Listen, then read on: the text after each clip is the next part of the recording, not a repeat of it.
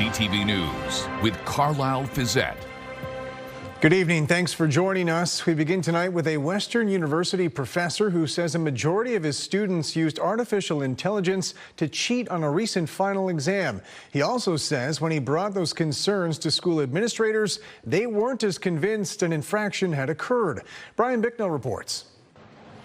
Beyond these halls of higher learning, an unpleasant truth that has one professor uncovering lies. But a common sentiment that I've heard in speaking with students is, you're at a great disadvantage now if you don't try to take these shortcuts because you can't compete. Jacob Shelley is a professor at Western University's Faculty of Law and School of Health Sciences. He alleges the majority of the 288 students in his healthcare law course cheated on their April 24th final exam using AI.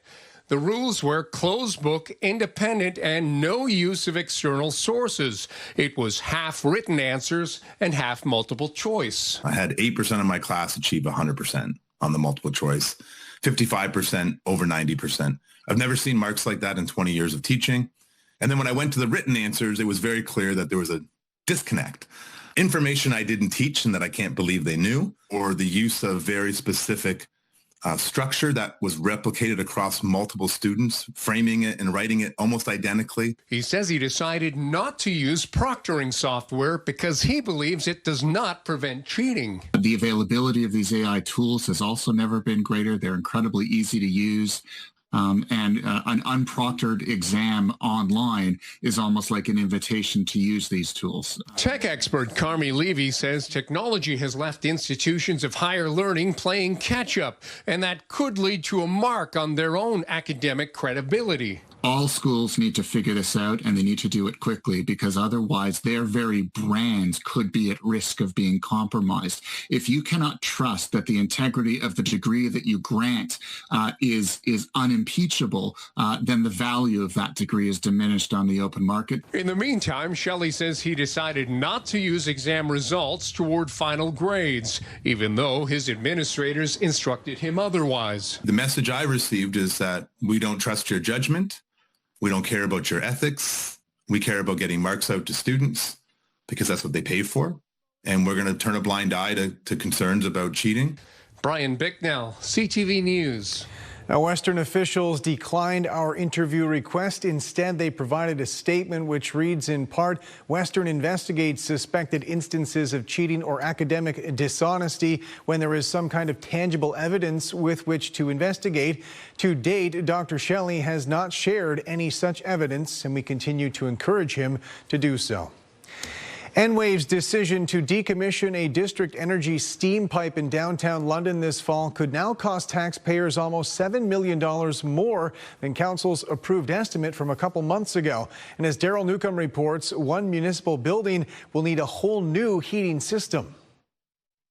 The RBC Place Convention Center is the fifth municipal building impacted by the planned decommissioning of a medium-pressure steam pipe that's part of the district energy system run by Enwave. A new report to City Council estimates it will cost up to $6.8 million to install a standalone heating, humidity, and hot water system in the convention center before the steam is shut off this fall. It's costly and it's unfortunate, but it's work that we don't have a choice but to do. Despite major upgrades, Enwave says the pipe was increasingly unreliable and posing safety risks. We're being backed into a corner. In March, council begrudgingly allocated up to $11 million to install individual boilers at Museum London, the Central Library, City Hall, and Centennial Hall. Adding the cost of RBC Place brings the total estimated cost to $17.8 million.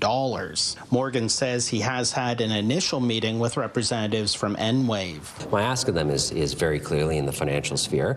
At this point, they're discussing it. They're taking it back to their board. This is a company that has to report back to a very large organization. And we're planning our next meetings in I think, the coming weeks or so.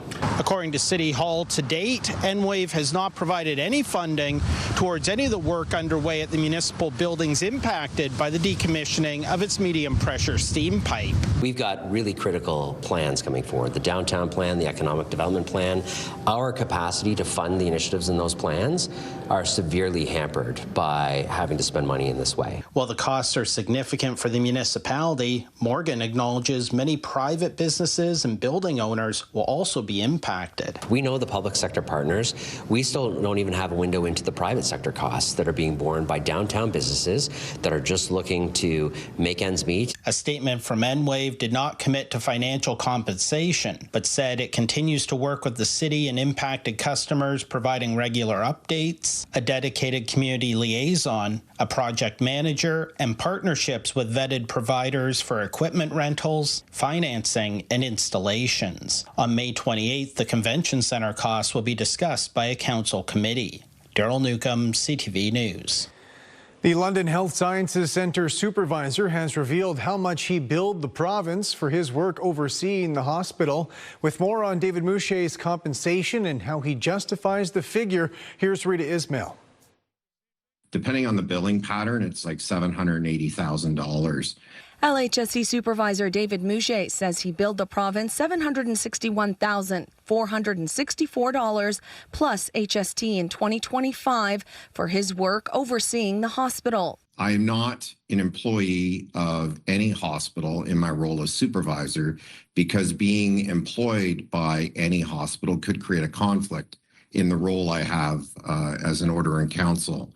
So as a result, my compensation I received is I send a bill in, like an independent contractor, and that bill is paid. Mouché justified the amount, saying he doesn't receive the benefits of a salaried employee, including pension contributions and benefits, and he also covers his own expenses. I am fairly compensated for the work I'm doing, and it's very important work, and anyone thinking that a role as a healthcare executive or in healthcare is a 5-day-a-week, 7-hour-a-day job, I wish him best with those thoughts. Before taking on the supervisor role at LHSC in September of 2024, Mouché served as president and CEO of Windsor Regional Hospital, where his annual salary in 2024 was more than $465,000. The province appointed him to oversee LHSC amid concerns surrounding governance, operations, and financial mismanagement, including an alleged procurement scandal that cost the hospital millions. Mouché also addressed a major window replacement project at University Hospital involving more than 1,300 windows following allegations of breach of contract and negligence against several companies. I wish we did not have to do, but we have to because the windows were put in deficiently. The price will be determined through the RFP process, but I can pretty much guarantee, Rita, that the price will be less than what we paid for it the first time. Sadly. Mouché says the project will take years to complete because of its size and complexity. Rita Ismail, CTV News. Researchers with Western's Northern Tornadoes Project have confirmed a tornado touched down near Belmont last night. London's south and east ends were hardest hit, along with several spots in the county. Sean Irvin has more on the cleanup. The tail end of what is now confirmed to be a tornado is caught on camera by a local realtor. Matt Barr had just stopped by to fill his SUV with gas at a truck stop near Belmont. As he attempted to leave, swirling winds hit. So I noticed like a big wall of like black beside me, and I thought, holy moly, what is that? And then I realized like it's a tornado. And then I realized I'm in a tornado. The storm that crossed his path had already impacted areas of Lambeth and South London. Barr is grateful it was not strong enough to cause injury or heavy damage, but another track of wind did. The most widespread damage is here in East London, where multiple streets bound by Clark Road and Trafalgar saw trees uprooted. Some of those trees, including this one on Merlin Crescent, landed on homes. The residents reported they hid downstairs moments before the tree toppled. Across the street, another man and his wife were watching as tree branches, fences, and gazebos flew by. It was a roar like a train or something like that. It was a frightening couple of minutes, let's put it that way. 2 streets over, a large tree blocked roads and knocked out power. The winds so strong, an awning from a home was lodged into a tree. like the rain was coming down so hard you couldn't even see 6 inches past the window. And then I knew things were starting to topple. This was just one street of many affected by power outages. London hydro crews worked through the night and into Thursday, attempting to restore power. Meanwhile, work was underway to cut up and remove debris. This group from Family Tree Arborists were taken aback by the mess when compared to similar storms of the past. And I was in awe. I was pretty amazed. I would say this is like a 6 out of 10 or a 7 out of 10. Might have been a tornado because they were swirling. Looking at the damage to this apartment roof, his analogy seems probable. Yet below, the experts from Western University's Northern Tornadoes Project were looking at a set of criteria to determine if it was a weak twister or a downburst that tore through. Things like the length and width of the damage, whether trees and debris are all going one direction or whether they're going different directions. You can look at the radar to get clues that way as well. In London, Sean Irvin, CTV News. A new poultry processing plant is coming to Woodstock. With more on the facility and its potential impact on the region's economy, here's Jerry Dewan. BC-based Sunrise Farms is bringing a $100 million, 155,000 square foot poultry processing facility to the Friendly City. This is the heart of agriculture in southern Ontario. A lot of chicken farmers in this area, and we felt that putting the processing plant in this area would help support that agricultural base. The provincial government is providing $4 million in funding through the Invest Ontario Fund. To respond to the Trump challenges, we've coined a phrase.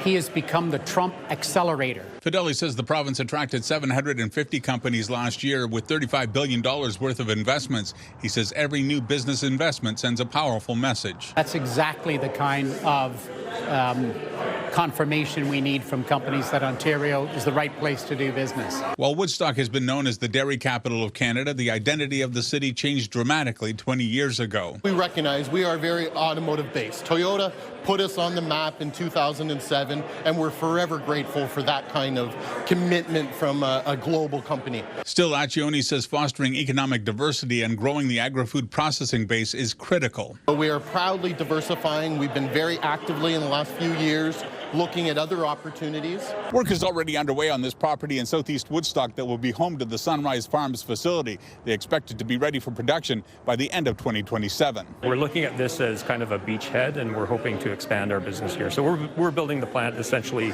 to be able to increase capacity in the future. Poultry processed at the Woodstock facility will be distributed under the Sargent Farms brand, and it will be halal certified to appeal to a diverse customer base. In Woodstock, Jerry Dewan, CTV News.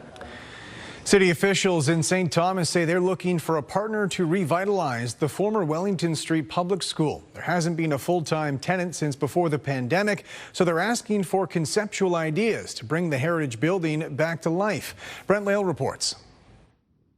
This 128-year-old building is up for bid. Give us your best ideas for the creative, adaptive reuse of this beautiful heritage building. The City of St. Thomas has been generating a lot of interest from developers who are looking to revitalize the former Wellington Street School. We have a mandate to create more housing in this community, so that's obviously a priority, but we're open to all kinds of creative solutions. So whether it's commercial or whether it's institutional, medical, hospitality industry, really anything's an option. When we saw the RFI come across our desk, we're like, okay, we should take a look at this. Indwell already has 2 supportive housing buildings in the city and another under construction. Their latest project is taking the Balaclava Street School and converting it to 78 units of housing. It's an eerily similar building to the Wellington block. The amazing thing about St. Thomas is that, back in 2021, when the community came together and said, how can we actually end homelessness?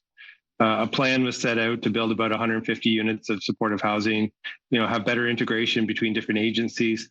That plan has been working, and with the completion of Balaclava School next year, it's probably going to be close to being able to say we've functionally ended acute homelessness. This building was constructed in 1898 and served as an elementary school until 2009. Since then, it was home to Algoma University, the STEAM Center School, and even a homeless shelter during the pandemic. It's been vacant for years. We'd love to form another partnership with this property.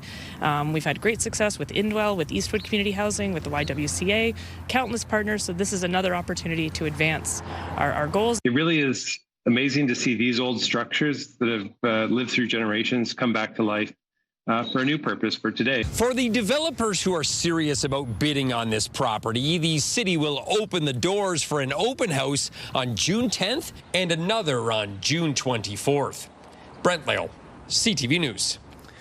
The latest inductees into the London Music Hall of Fame were announced earlier tonight.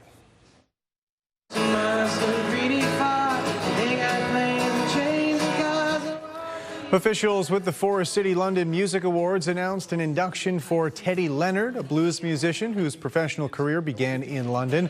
They also announced 2 Lifetime Achievement Awards, one for Fred Smith, a longtime country radio host, and the Jones family for their involvement in building the city's live entertainment landscape. It's a long history of the Jones family. My father and my uncle in 1935 opened Wonderland Gardens in May of 1935. I started with Mr. Dress Up, doing all the touring shows for Mr. Dress Up for 20 years, and then with Stuart McLean from CBC Radio. It's a wonderful history of the whole Jones family going back into the 30s, and I'm very proud of it, and this award means a lot to us. When we come back, the potential power of a pill. Local researchers developing a new trial for lung cancer patients.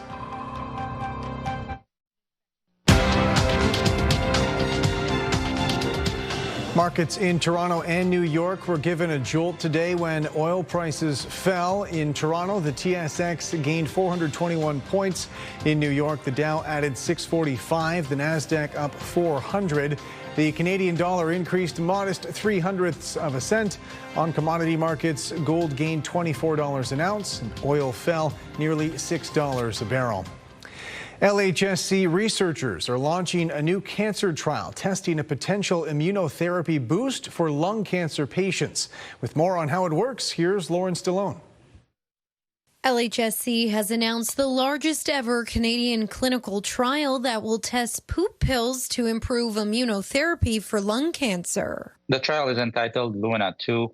The trial basically looking at investigating the role of FMT, which is the fecal transplantation in patients with advanced lung cancer in Canada. Researchers say for nearly half of people diagnosed with lung cancer, immunotherapy can slow the disease, but not stop it. It is actually the cancer with the most diagnosis in the world, and it's also the biggest killer in the world as well. So it's an underserved population, so definitely something that we wanted to try and see if we can improve the conditions for the patients. And the trial aims to do just that through a $4 million joint investment from the Canadian Cancer Society and the Weston Family Foundation. Patients will still get their standard treatment, which is a combination of chemo and immune therapy, and half of the patient will get the intervention, so the FMT intervention prior to starting their standard treatment. FMT, delivered through capsules or poop pills, contains carefully screened gut microbes from healthy donors. The microbiome is an often ignored organ in the human body, but it's one that's very important. It interacts with the immune system because the gut is actually the largest immune organ. You have a concentration of a lot of immune cells there. And if you change somebody's microbiome, giving them a healthy microbiome, now the immune system can function better. If successful, the trial would provide new treatment options for cancer patients, helping them live longer and with fewer side effects. If you have a way to make that immune response better, in this case through change of microbiome, you effectively might be able to go and help patients with different types of cancers. The trial is set to begin by the end of the year, rolling out at multiple sites across the country, with London at the forefront. Lauren Stallone, CTV News.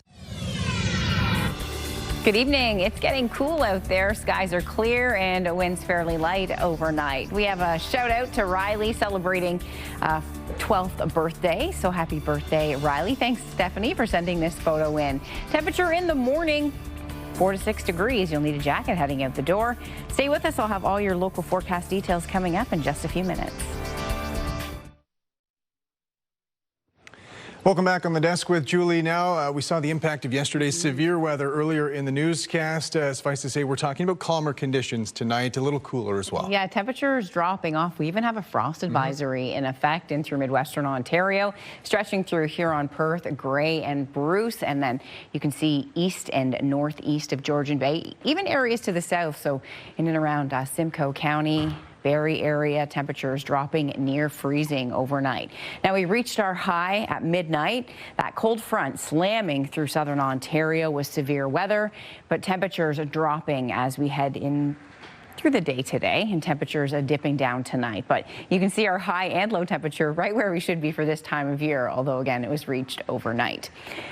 Our low pressure system moving into the Maritimes, that cold front that pushed through, generating some rainfall along the eastern seaboard. We do have some showers pushing through the Ohio Valley, northwest.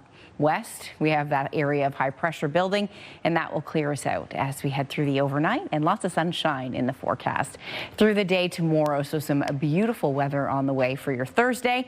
A few fair weather clouds in Midwestern Ontario, but temperatures recovering. Now, things will be nice and quiet as we head toward the weekend, but then we'll take a turn once again. We do have some rain in the forecast this weekend, arriving by Friday late. So Friday night, some rain on the way, rain expected on Saturday. And this system has a good feed of moisture with it coming in from the south, so this could be a steady all-day rain Saturday. Sunday tapering off to some showers. We could get through Sunday with some nice dry time, so we'll focus on that. The forecast all week has been showing this weather system coming in on the weekend, and it is still set to move in as we head into Saturday. Overnight, temperatures dropping down between 1 and +3 across most of the region. If you are near the lakeshore, 4 to 5. Temperature as we head into tomorrow, beautiful conditions through the afternoon. Thank you, Sophie. Sophie took this photo, our background shot in her neighborhood last night after the storm. You can see that beautiful rainbow. 16 degrees as we head through the latter half of the day. That's our forecast high, and the winds will be out of the east-northeast. 21 degrees on Friday, cloudy with some nighttime rain, and then rain in the forecast on Saturday. Heading into your Sunday, a 40% chance of showers, and then mainly cloudy on Monday and 23. Tuesday, a mix of sun and cloud, and a mix on Wednesday. We are showing forecast models indicating an omega block, and what that means for us is some nice weather is expected next week. With the blocking pattern set up, when you're on the right side of the block, you get beautiful weather, and that's what we're expecting to develop midweek next week, which would lead to a stretch of beautiful, dry, sunny, and warm days. So I'll keep you posted. That is expected to move into southern Ontario as we head into midweek. Midwestern Ontario, a sun-filled day tomorrow. Beautiful conditions. It will be a bit cooler, of course, along the lake shore. Interior Huron, Perth, you'll be 16, 17 degrees on Friday, and mainly cloudy. Showers with gusty winds on a Saturday, although this system's coming in from the south, so how far north it's able to get is the question at this point. Is all of southern Ontario going to get into rainfall? Likely Huron and Perth, you'll be into a steady rain and more of a light shower as we push towards Grey Bruce. Sunday, chance for showers, a mix of sun and cloud Monday into Tuesday and Wednesday, with daytime highs from 22 to 24 degrees. So beauty day on the way for tomorrow. Lots of sunshine, gorgeous calm weather as high pressure crests over the Great Lakes. Carlyle, back to you. Thanks, Julie. Loved ones are remembering a young teacher from Walkerton tonight, nearing the one-year anniversary of his death. Matt Eckert was one of 5 people killed last year near Thorndale, driving 4 students home from a softball tournament. With more on his legacy, here's Scott Miller. David and Jennifer Eckert knew that their son Matt would make a great teacher. But it wasn't until they visited his classroom inside Walkerton District Community School in the days following his tragic death that they realized just how much he was loved. When you walked in there, the whiteboards had all sorts of really emotional tributes to him. We knew he was a good teacher. We knew he would connect with young people because of who he was, but we just were blown away at to what level. In just a few years' time at Walkerton District Community School, Matt Eckert made a huge impact. He was beloved by the students and his fellow teachers, which is why his death and those of 4 of his students in a crash near Dorchester last May 23rd left such a hole in people's hearts. He just made a massive impact. He was a cheerleader. He was a support system. And if somebody was struggling with something, he like saw it right away. And he was that person that totally went to them and supported them. The 33-year-old math teacher grew up an athlete, playing most sports but excelling in lacrosse, winning a lacrosse championship as a player and more recently as a coach. His dad recounts Walkerton District Community School needing a mountain biking coach, and even though he'd never mountain biked in his life, Matt volunteered to lead the team. If they were going to miss out on the opportunity, he's putting his hand up and he's going to be there for them. It was coaching that led Eckert to lead the girls' softball team at Walkerton District Community School. The team was driving back from a tournament in Dorchester when the SUV Eckert and 4 players were in collided with a transport truck, killing Eckert and 4 of his teenage softball players. To continue Eckert's legacy, his family, along with Matt's partner Tegan, started the Matthew Eckert Charitable Gift Fund to fund youth sports, mental wellness, essentially any initiative that might uplift or empower young people. To date, they've supported everything from lacrosse scholarships to school backpack programs. That's really what we're trying to do, is remember him through paying it forward to the young people. In Owen Sound, Scott Miller, CTV News.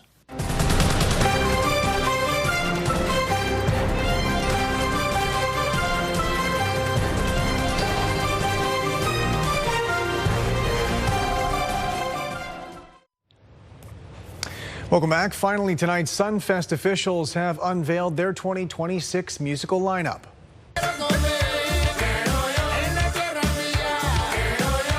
The organizers hosted a launch party today announcing 52 acts will take the stage in Victoria Park this summer, the most in the event's 32-year history. More than 30 of those performing groups will be international. About this Brazilian group called Zurarás do Tapajos that is coming from the Amazonian region in Brazil. This is such a crucial and important element for us because they've been coming for so many years to the music, denouncing all the atrocities going on with the rainforest and the Amazonian. But here they are bringing their music, and their message is one of the most exciting groups. And of course, you know, we have groups from the very first time from Taiwan, from Benin, from Serbia. You know, those are groups that, you know, have never been in London, but this is going to be the first occasion where people will have a taste of what the culture is all about. Sunfest runs from July 9th to the 12th in Victoria Park. That's it for us. Thanks for watching. For all of us at CTV News London, I'm Carlyle Fiset. Have a good night.